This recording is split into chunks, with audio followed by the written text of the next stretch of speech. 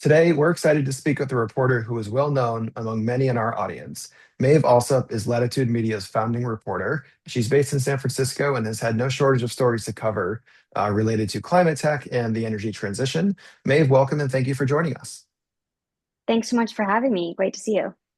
So let's start. If you could just talk about what first drew you into covering climate tech and the energy transition, and then eventually making your way to Latitude Media. Yeah. I took a bit of a circuitous route, I think, to latitude and certainly to climate tech. In college, I was sort of generally interested in sustainability and in environmental journalism. But after graduation, I ended up working in the tech world for a couple of years in startups, including here in San Francisco. And then when I went back into journalism, it was covering startups and covering tech. And it wasn't until a couple of years ago that I took a job at Morning Brew, which is a newsletter company based in New York. And I kind of started to blend those two. And I was covering, the EV sector and writing about microgrids, and really starting to get back into climate tech coverage, but for a tech outlet. And then it's here at Latitude, which I joined in September maybe of 2023, right before we launched the site officially, that I have really dug into climate and climate tech specifically as a beat. So it's been sort of a winding road. Yeah, and what drew you to Latitude? What appealed about that role?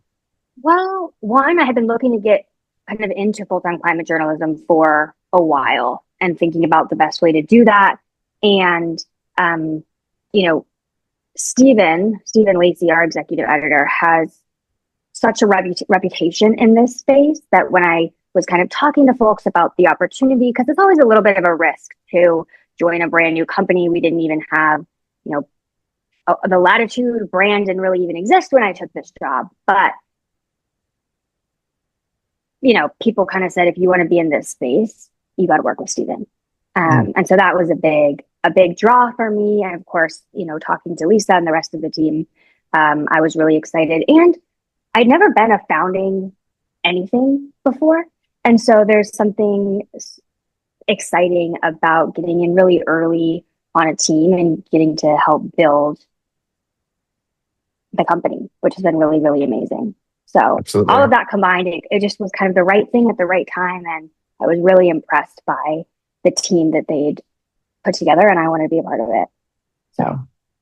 So as you've been covering, working at Latitude the last couple of years now, I'm wondering if there's a trend that you're seeing, especially maybe in the last, maybe this year or last few months. Is there a trend that's really interesting to you? And are there any trends or topics that are not getting enough attention from your point of view? Yeah.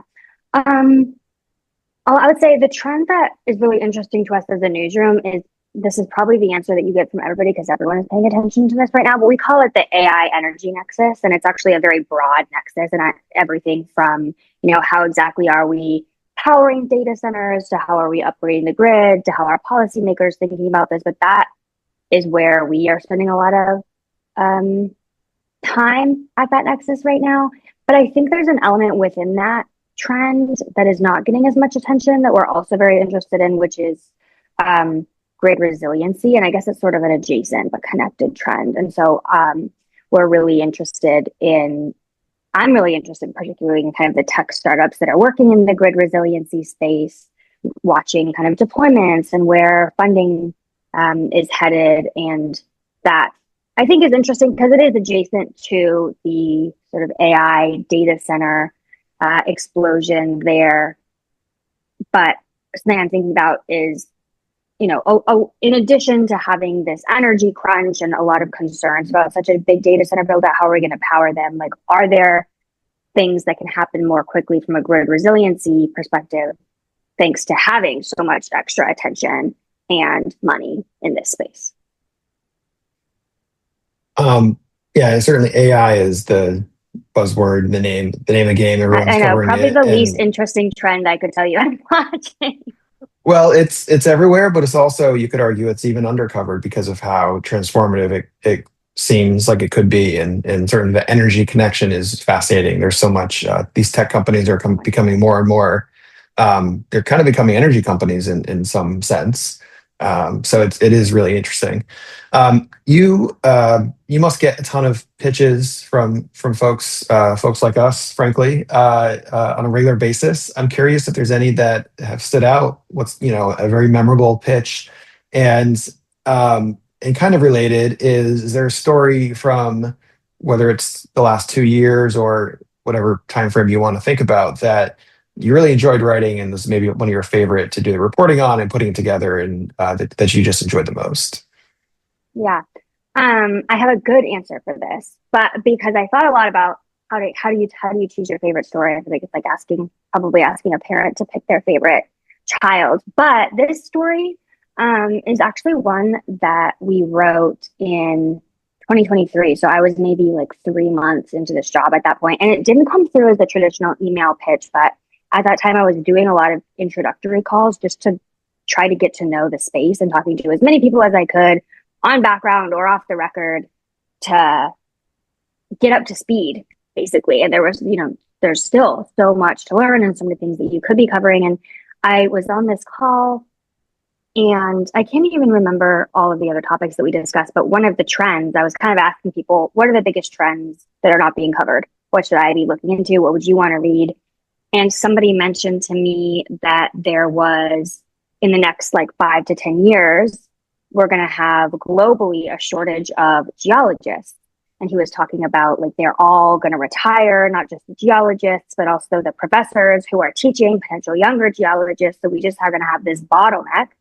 And kind of explaining to me the ramifications of not having geologists for climate tech in particular. And I don't know, I kind of like, oh, that's kind of funny. And I was chatting with my editor and we were talking about wouldn't it be fun to write a headline about the great geologist shortage. And so I started looking into it, and it turned out that actually people were really, really concerned about this, even in late 2023. It became one of our most read stories ever, which is sort of random and unexpected. And it's something that we've turned back to and kind of re-upped. And I just wrote an update to that piece last week, actually, because now that critical minerals is the like top topic in climate tech journalism and more broadly, it's something that people are thinking about more. So I don't know, that was such a fun story and it was so unexpected that it really landed, I think, with the right audience. And it's one that I've been able to come back to a couple times a year just to check in. Is it getting any better? Is there still a geologist shortage? And like, what are all the startups and the industries that are going to be impacted by not having this type of workforce? Are there AI solutions? Can we do more with fewer people? What are different universities doing to fill that gap? There's so many threads to pull on there. And it's so different from my normal day-to-day reporting that, yeah, that one really sticks out as being fun. Yeah. Any really bad pitches, and then also what should someone keep in mind when they are pitching you? What's going to get your attention, or help you make a decision, yes or no, very quickly? Bad pitches. No, I've somehow ended up on some lists that I just don't belong on. Like I'll be getting pitches about concerts coming to parts of the country that I don't live in, and I'm not a musical, that kind of thing. I don't know how I've managed to be on those lists, but as I think most of what I write, most of the features and kind of deep dive pieces that we write are not coming from pitches. I expect that is maybe the case for most journalists. The ones that are coming from pitches, to your question about what makes something really good, it is really helpful. And I feel like I'm just going to be telling people what they already know, but it's really helpful to take something that's in the news and kind of latitudify it for me, right? Like, here's this headline that the New York Times ran, or a piece that somebody broke. Here's the latitude angle, or here's the energy sector element of this that is so important, and here's a potential source with their take. That is really, really helpful because that's kind of what we're trying to do as a very small newsroom anyway. And we actually just hired our second full-time reporter, so we're really excited about that. Maybe you can do a little intro with her when she starts. But as a small newsroom, that's kind of what we're trying to do, is parse, these big stories. There's kind of just this like hose of news every single day, fire hose of news. And so, okay, what is the element of this that is really important for our readership? What makes this a Latitude take? And I love it when somebody does that for me in a pitch. So maybe the two hardest questions of this conversation. What's the biggest risk that you've ever taken? Okay, I did think about this because, as I mentioned when we joined, this is a really hard question to answer. But I think this is also sort of a journalism question. When I was in my senior year of college in DC, actually at AU, I was doing a fellowship at Bloomberg Law, which back then was Bloomberg Industry Groups, and they had this year-long fellowship where you'd rotate through their different news desks. So I like spent the summer on the international trade desk and then a quarter on the environment desk, and it was really, really wonderful. And I think I just expected that I would stay and work there. And then I looked around like a couple weeks before graduation and realized that everybody I knew was moving to New York and I didn't have a job in New York. So I was really thinking about taking a 6-month internship in Santiago, Chile to work for a tech startup down there. And it felt really risky because I had this great job in DC and I loved DC and I loved being at Bloomberg Law. And the director of the newsroom at the time was Paul Albergo, who was also an American University professor, and he ran the fellowship. And I went to talk to him about this. And he basically said, this is a silly question. You have to go have this opportunity. You can come back and work in journalism anytime. And I did that. And then eventually when I came back here, they did hire me back at Bloomberg Law. So very, very happy about that. But that felt like a really big risk. Like getting his perspective on it was really helpful because he was like, yeah, of course you should go do that. Don't stay here in our newsroom. And yeah. Yeah, that sounds like good advice and that it worked out for you quite well. And how's your Spanish? Well, a lot worse now that I don't live in Chile anymore. But I will say Chilean Spanish. And my fiance is Chilean, and we don't speak Spanish at home. So if my Spanish is poor, I want to blame it on him mostly. But it is really hard to understand because it is full of slang. Like it is just full of words that don't exist anywhere else in Spanish. And so even friends that I have who came, to the country fluent in Spanish were having a hard time with the vocabulary. So yeah, that was tough. But my work was in English. I was working for a British startup that had some funding from an incubator in Santiago. Excellent. And final question, what's something about you that might surprise people? Gosh, I didn't actually write that question in my notes and didn't prepare for it. Something that might surprise people. I didn't study journalism. I don't know if that would surprise people. Maybe a lot of journalists don't do that. But I thought that I was going to work at an embassy or a consulate, and I studied international relations. And I thought that was kind of the very DC route that I was going to take, and then landed in journalism and really haven't looked back. Cool.